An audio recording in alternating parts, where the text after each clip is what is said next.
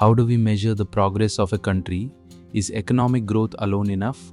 Or should we also measure health, education, quality of life, and poverty? These questions led to the development of several composite indices that are widely used in community medicine, public health, and global development. In this video, we will understand the major indicators used to measure human development, their components, advantages, limitations, and public health importance. Let us begin with the concept of measuring human progress. A country's progress cannot be judged simply by its income or economic output. True development includes better health, improved education, higher living standards, equality, and freedom from poverty. Therefore, modern public health uses composite indices that combine multiple indicators into a single measure for meaningful comparison between countries. The earliest framework focused on three broad dimensions of well-being. The first is standard of living, which reflects economic resources. The second is level of living, which includes health, education, and social development. The third is quality of life, which measures overall human well-being beyond income alone. Together, these dimensions provide a comprehensive picture of development. One of the earliest composite indices was the Physical Quality of Life Index, or PQLI, developed by Morris in 1979. PQLI combines three equally weighted indicators: life expectancy at age 1, infant mortality rate, basic literacy rate. The average of these three values gives the final PQLI score ranging from 0 to 100. The major advantage of PQLI is that it focuses on human welfare rather than economic growth.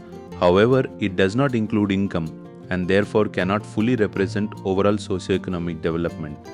To overcome these limitations, the United Nations introduced the Human Development Index, or HDI, measures development using three equally important dimensions: health measured by life expectancy at birth, education measured by mean years of schooling and expected years of schooling, and standard of living measured by gross national income per capita adjusted for purchasing power parity. Each dimension is converted into an index, and the geometric mean of the three indices gives the final Human Development Index. HDI values range from 0 to 1. The higher the value, the greater the level of human development. Countries are classified as very high, medium, or low human development. For example, India's recent HDI value places it in the medium human development category. The calculation of HDI follows two simple steps. First, each indicator is converted into a dimension index using minimum and maximum values. Next, the geometric mean of the health, education, and income indices is calculated to obtain the final HDI score. This method provides a balanced assessment because poor performance in one dimension cannot be completely compensated by excellence in another. Like every index, HDI has both strengths and limitations. Its major advantage is that it provides a holistic assessment by combining health, education, and income into a single standardized measure. It enables meaningful comparison between countries and helps governments monitor development over time. However, HDI also has important limitations. It ignores inequality within countries. It does not account for gender differences, environmental sustainability, political freedom, or quality of education and healthcare. Therefore, HDI should be interpreted along with other development indicators. To specifically measure deprivation, the United Nations introduced the Human Poverty Index, or HPI. One was designed for developing countries and included the probability of not surviving beyond 40 years, adult illiteracy, lack of access to safe water, and undernutrition. HPI 2 was developed for developed countries and included the probability of not surviving beyond 60 years, functional illiteracy, long-term unemployment, and income poverty.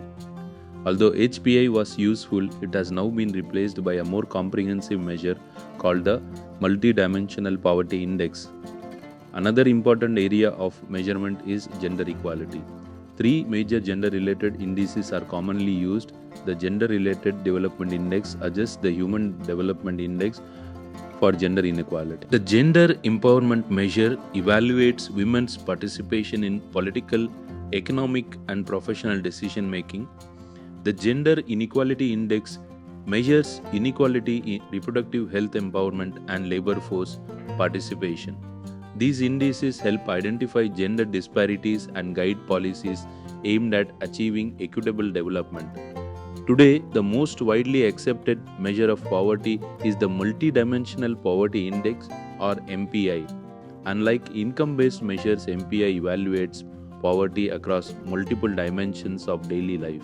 It includes health indicators such as nutrition and child mortality, education indicators including years of schooling and school attendance, and living standard indicators such as access to cooking fuel, sanitation, drinking water, electricity, housing, and household assets. A person is considered multidimensionally poor when deprivation reaches one-third or more of the weighted indicators. MPI provides a much more realistic understanding of poverty because it identifies the specific areas where families are deprived, enabling governments to design targeted interventions. To summarize, measuring human progress requires much more than economic indicators. PQLI focuses on physical quality of life.